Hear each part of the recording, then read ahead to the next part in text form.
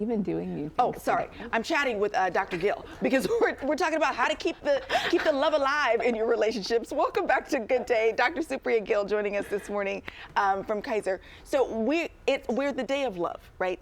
A lot of people put a lot of expectations, a little heavy sometimes on relationships, but it's the lasting relationships that we should really be worried about, right? Yeah. And contrary to what many believe, especially on the day of love, these occasional grand gestures are not as likely to predict long-term relationship satisfaction and connection, as opposed to intentionally being present and connected with your partner every day. Yeah. You say a lot of it has to do with expressing your gratitude.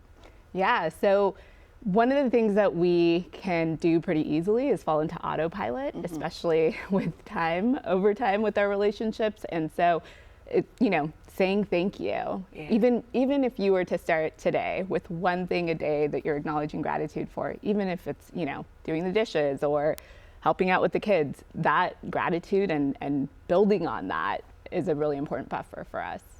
Conflicts are going to happen. It's how we manage them. I guess is probably the most important thing.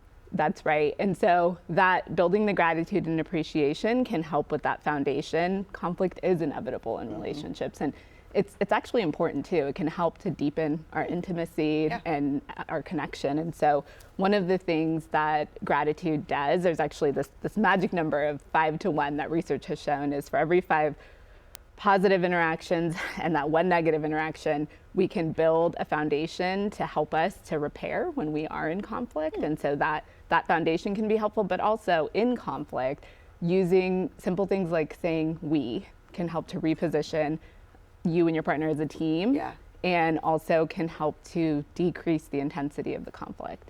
Okay, so I know a lot of people who share like Google calendars, right? So we know, okay, I know I need to be such and such place at 4 o'clock, and then we got to pick up the kids at 6.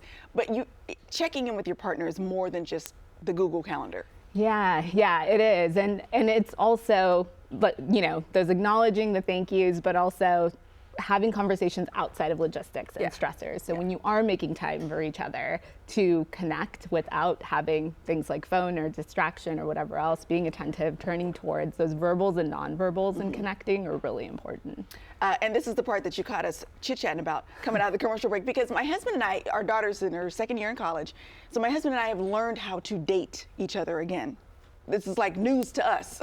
But it's important, yeah? It's totally important, and that's so great that you're doing that. I was excited to hear it, because one of the things that we can do with that whole autopilot thing is just get into our routines and not intentionally carve out the time for each other. And now that you are doing that, what is really helpful is exploring new things together, exploring whether that's a new hobby, a coffee shop, a new restaurant. Just breaking routine and then building those new experiences together is really fun and creates anticipation. I love that. Okay, so if you want more information, we've got all the details for the Kaiser, links for Napa as well as Solano County. Everything is on our website, gooddaysacramento.com, under show info and today's date. You know we love love, and we love Dr. Gill. We're Good Day coming up on the other side of this break. We'll be right back.